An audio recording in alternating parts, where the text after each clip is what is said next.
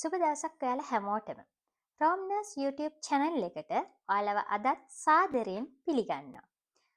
ඉතින් අද මම මේ වීඩියෝ එකෙන් ඔයාලත් එක්ක කතා කරන්න බලාපොරොත්තු වෙන්නේ නර්ස් කෙනෙක් විදිහට ඔයාලා ජර්මනියේ සේවය කරද්දී ඔයාලට ලැබෙන පේස්ලිප් එකේ මොනවද ඔයාලගේ වෘත්තීය සම්බන්ධව වෘත්තීය ගිවිසුම් සම්බන්ධව තියෙන විශේෂිත දත්ත ඒ වගේම පර්සනල් ඔයාගේ පෞද්ගලිකව මේ සැලරි එකත් එක්ක සම්බන්ධ වෙන විශේෂිත දත්ත ඒවා කොහොමද ඔයාලගේ ජීවිතයට බලපාන්නේ කියන එක. ඉතින් මේ සියලුම දත්ත විශ්ලේෂණය කරන්නේ මම 2026 වර්ෂයේ මගේ ජනවාරි පේ ස්ලිප් එක උපයෝගී කරගෙන. ඉතින් මේ වීඩියෝ එක අරගෙන එන මම රසිකා ප්‍රියදර්ශනී ජර්මනියේ රෙජිස්ටර්ඩ් නර්ස් කෙනෙක් වගේම නර්සින් ටීචර් කෙනෙක් විදිහට මම සේවය කරනවා. ඉතින් මුලින්ම මගේ පේ ස්ලිප් එක ගත්තාම ඒකේ සඳහන් වෙන්නේ මගේ නම, ඇඩ්‍රස් එක, ඒ වගේම මම කොහෙද වැඩ කරන්නේ, ඒ කියන්නේ මගේ ආබයිට්ගේබ, ඒ කියන්නේ මම වැඩ කරන හොස්පිටල් එක, ඒකේ නම, ඒ වගේම මේ මොන මාසෙද මොන අවුරුද්දද කියන එක සඳහන් වෙනවා. ඊට අමතරව මගේ හොස්පිටල් එකේ මගේ නම්බර් එක, ඒ කියන්නේ සේවකයෙක් විදිහට හම්බ වෙන සේවක අංකය මේකේ සඳහන් වෙනවා. ඉතින් මේ පේ ස්ලිප් එකේ පළවෙනියෙන්ම තියෙන කොටුවේ සඳහන් වෙලා තියෙන්නේ මගේ වෘත්තීය මට්ටමින් තියෙන ඉන්ෆෝමේෂන්ස් මං ගැන, ඒ වගේම මගේ පර්සනල් ඉන්ෆෝමේෂන්ස් ගැන. ඉතින් මේ කොටුවේ මුලින්ම සඳහන් වෙලා තියෙනවා මගේ tariff ආෆව් එර් Caritas Krankenhäuser Angruppe P8 Stufe 5 කියලා. අපි බලමු මොකද්ද මේකෙන් අදහස් කරන්නේ කියන එක. ඒකෙන් සඳහන් වෙන්නේ සේවා යෝජකයාත් ඒ වගේම සේවකයාත් අතර කොයි වගේ ගිවිසුමක්ද මේ වැටුප සඳහා තියෙන්නේ කියන එක.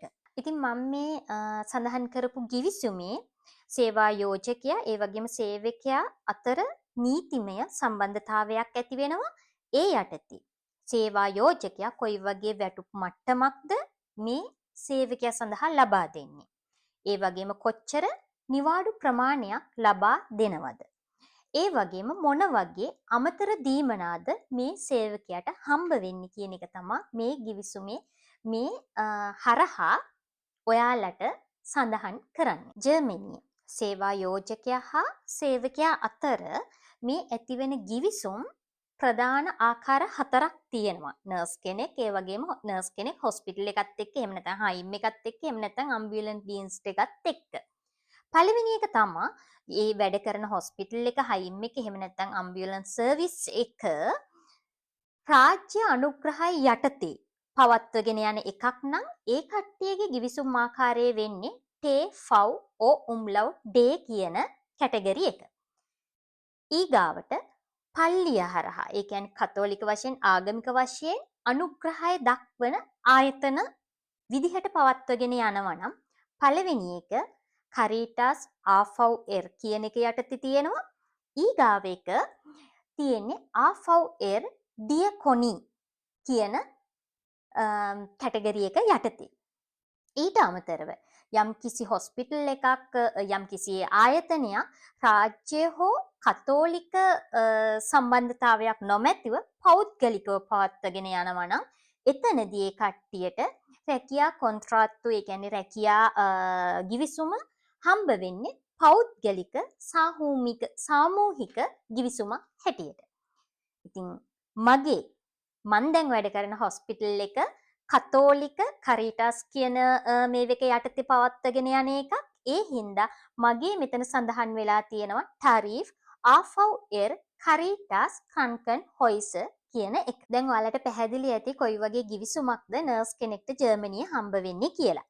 ඊගාවට එතන සඳහන් වෙලා තියෙනවා ඔයාට ඒ ගිවිසුම යටතේ මොන ලෙවල් එකේ වැටුපක්ද අනුමත කරන්න කියන එක. මේක ගොඩක් වෙලාවට රෙජිස්ටර්ඩ් නර්ස් කෙනෙක් ඔයාලට සර්ටිෆිකට් එක හම්බ වුණාට පස්සේ මේ අඬර්කැනුන් ප්‍රොසෙස් එක ඉවර වෙලා නර්ස් කෙනෙක් පටන් ගන්නෙ P7 කියන ලෙවල් එකේ. ඒක තමයි රෙජිස්ටර්ඩ් නර්ස් කියන එක.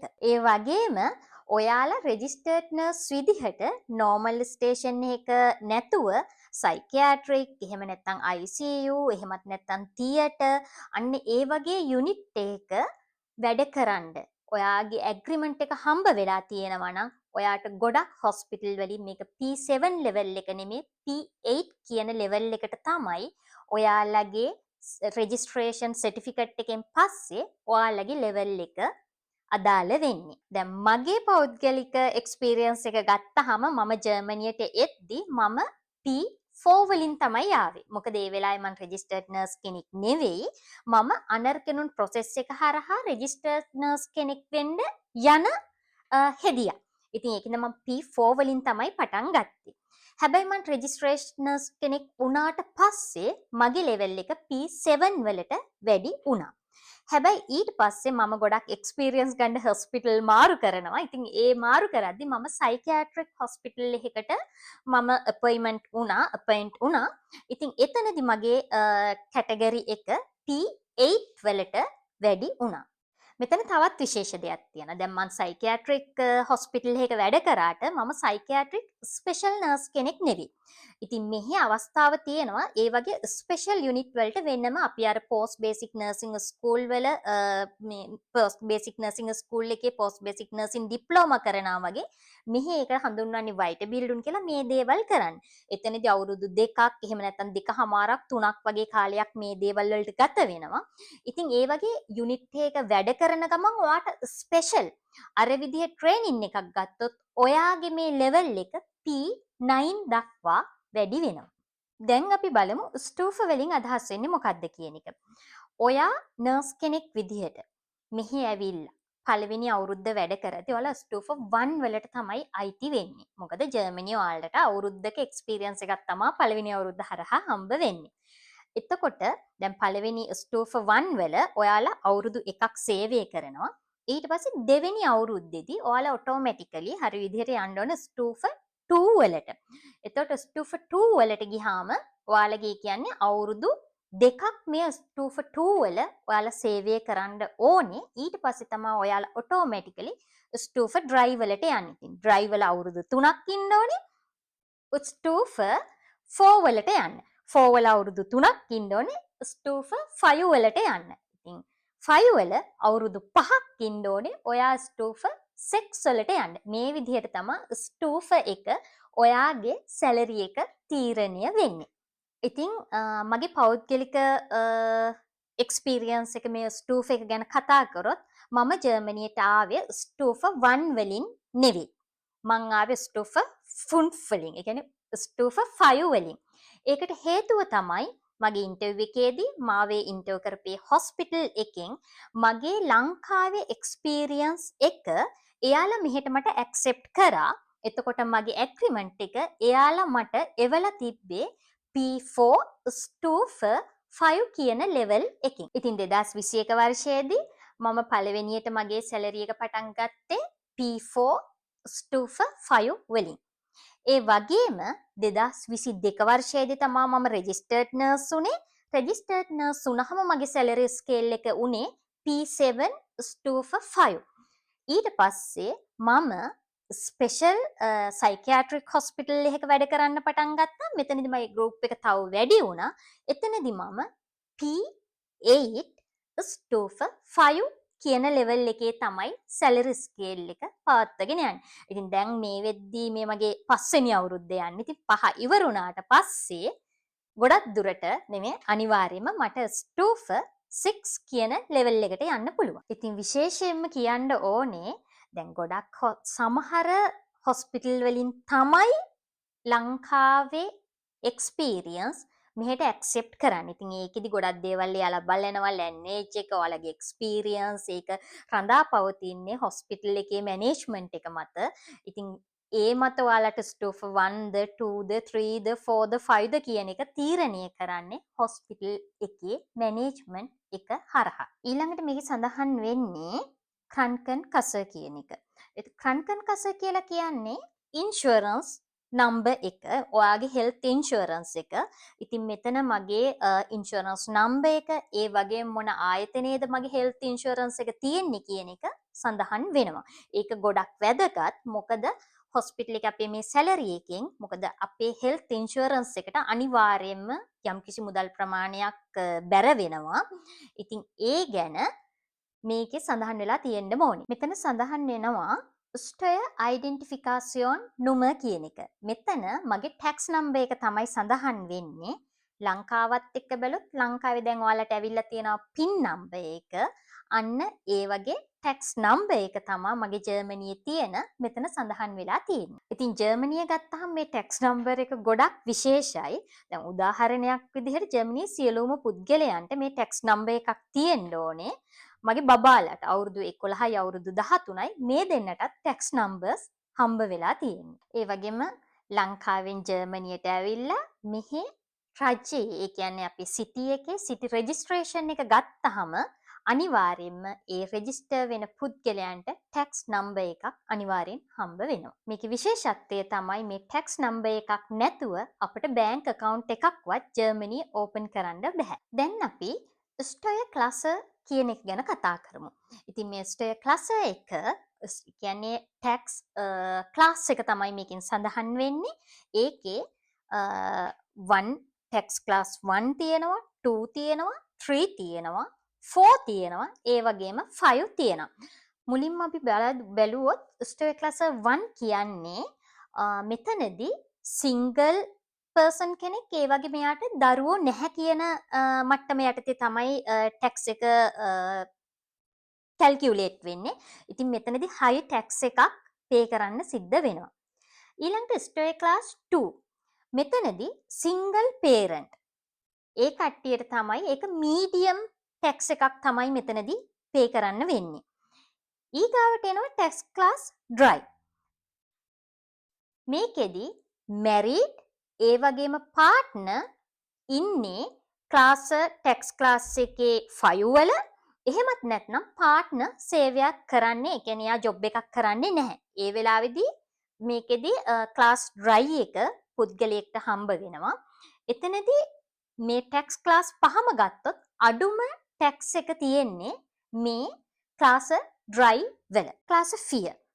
ක්ලාස් 4 එකේ මැරිඩ් ඒ වගේම දෙන්නම වැඩ කරනවා.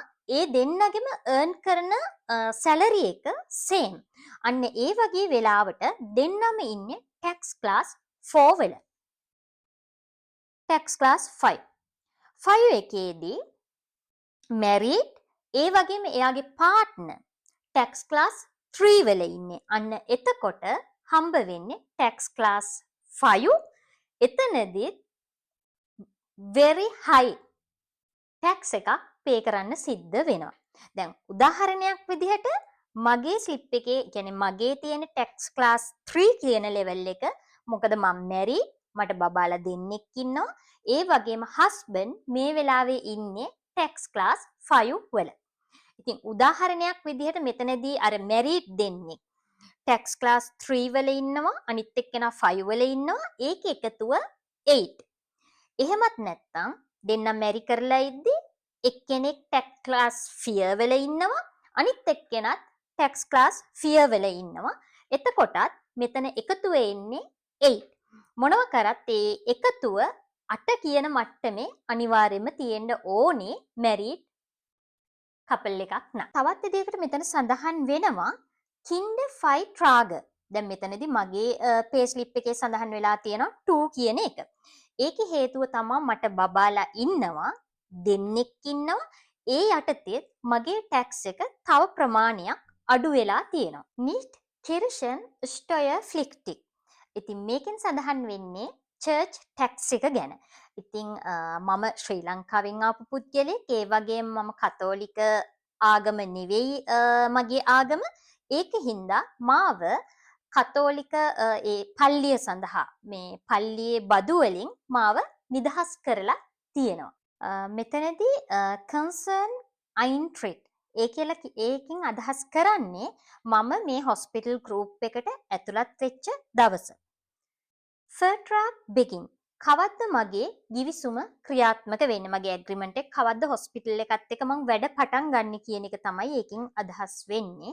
ඒ වගේම මගේ ගෙබුර්ස්ටාක් ඩාටුම්, මගේ බර්ත්ඩේ එක, SV නුම, සෝෂියල් ෆර්සිෂරුන් නුම කියන එක තමයි ජර්මානු භාෂාවෙන්. ඉංග්‍රීසි භාෂාවෙන් සෝෂල් ඉන්ෂුරන්ස් නම්බර් කියන එක. දැන් අපි බලමු මේ සෝෂල් ෆිසිෂරුන් එහෙම නැත්නම් සෝෂල් ඉන්ෂුරන්ස් නම්බර් එක කියන්නේ මොකක්ද? මේක හම්බ වෙන්නේ කොහොමද? මේක වැදගත් ඇයි කියන එක.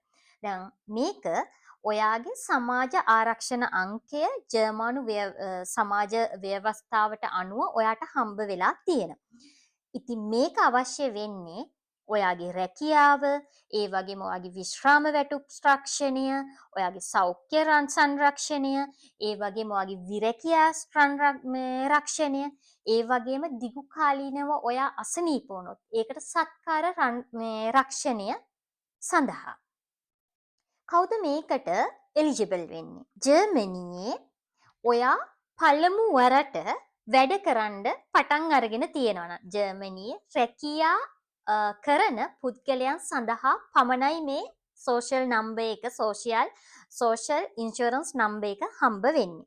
ඒ වගේම ඔයා ආයතනයක වැඩ කරන්නේ නැතුව ඔයා ස්වයං රැකියාවක් කරනවා නම් අන්න ඒ පුද්ගලයන්ට මේ සමාජ සංරක්ෂණ අංකය කියන්නේ සෝෂල් ෆර්සිෂරු නම්බර් එක හම්බ වෙනවා. PV Kinder Losen Zuschlag මේකෙදි හැඳින්වෙන්නේ දරුවන් නොමැති අධිභාරය කියන එක. දිගු කාලීන රැකවරණ රක්ෂණයට මේක අතිරේකයක් විදිහට තමයි තියෙන්නේ. ඉතින් උදාහරණයක් විදිහට දරුවන් නැති කට්ටිය මේ අධිභාරය ගෙවන්න ඕනේ. එතකොට සාමාන්‍යයෙන් දරුවෝ ඉන්න කට්ටියට වැඩිය මෙයාලගේ ටැක්ස් එක චුට්ටක් වැඩි වෙනවා. ඉතින් මෙතනදී මට බබාලා ඉන්න හින්දා මේ කින්ඩ ලෝසන් සූස්ලාක් කියන එක කියන්නේ දරුවන් නොමැති අධිභාරයෙන් මාව ඒ බද්දෙන් නිදහස් වෙලා තියෙනවා. ෆ්ලේගර් ෆර්සිෂරුන් ඒ කියන්නේ කෙයා ඉන්ෂුරන්ස් එක. ඒ යටතේ මගේ සඳහන් වෙන්නේ die Eltern Eingeschaft ist nach gewiesen zwei Kinder.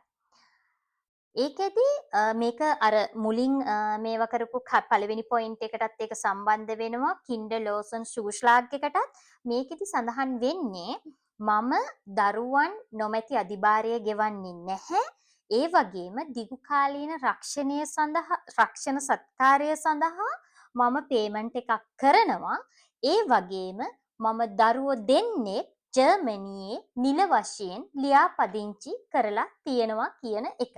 ඉතින් මේ වීඩියෝ එක අවසාන වෙනකල් රැඳිලා හිටපු ඔයාලට දැන් හොඳ දැනුමක් ලැබෙන්න ඇති නර්ස් කෙනෙක් විදිහට මේ ස්පේස් ලිප් එකේ අපි අවධානය යොමු කරන්න ඕන ඒ වගේම අපි දැනගන්න ඕන විශේෂිත කරුණු මොනවද කියන එක. ඉතින් මේක විශේෂයෙන්ම ලංකාවේ ඉඳලා ජර්මනියට එන නර්සස්ලාට ඒ වගේම ජර්මනියට ඇවිල්ලා අනර්කනුන් ප්‍රොසෙස් එකේ දැනට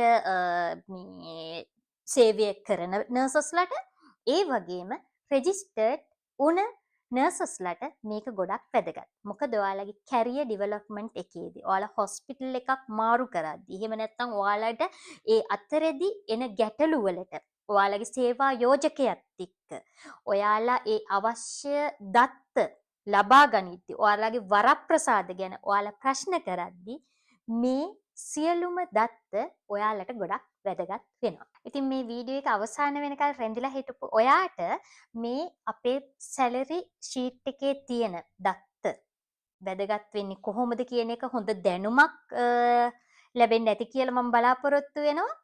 ඉතින් ඊළඟ වීඩියෝ එකේ මං අරගෙන එන්න බලාපොරොත්තු වෙන්නේ මේක ප්‍රැක්ටිකලි කොහොමද මම නර්ස් කෙනෙක් විදිහට කොච්චර බෘටෝ එකක් earn කරනවද ඒ වගේම කොච්චර net salary එකක්ද මගේ bank account එකට යන්නේ ඒ අතරේ කොච්චර tax deduction එකක් සිද්ධ වෙනවද මේ කියන insurance වලට කොච්චර ප්‍රමාණයක් මගේ වැය මගෙන් බැර වෙනවද ඉතින් ඒ වීඩියෝ එක ඔයාලට අවශ්‍ය නම් මං නර්ස් කෙනෙක් විදිහට කොච්චර ප්‍රමාණයක් earn කරනවද කොච්චර ප්‍රමාණයක් net salary එක විදිහට මගේ bank එකට යනවද කියන එක ඉතින් මේ ඔයාගේ අවස්ථාව. ඔයාලා දෙන කමෙන්ට් එකත් එක්ක තමයි මම තීරණය කරන්නේ ඊළඟ වීඩියෝ එක මම අරගෙන එනවද නැද්ද කියන එක. ඉතින් ඔයාලට මේ වීඩියෝ එක අත්‍යවශ්‍ය නම් කමෙන්ට් සෙක්ෂන් එකේ just කියලා කමෙන්ට් කරන්න. ඊළඟ වීඩියෝ එකේ මම අනිවාර්යයෙන්ම ඔයාලට අරගෙන එනවා නර්ස් කෙනෙක් රෙජිස්ටර්ඩ් නර්ස් කෙනෙක් කොච්චර ප්‍රමාණයක් කොච්චර සැලරි එකක් ජර්මනියේ earn කරනවද කියලා. ඉතින් අදට මං ගිහිල්ලා එන්නම්. සුබ දවසක්.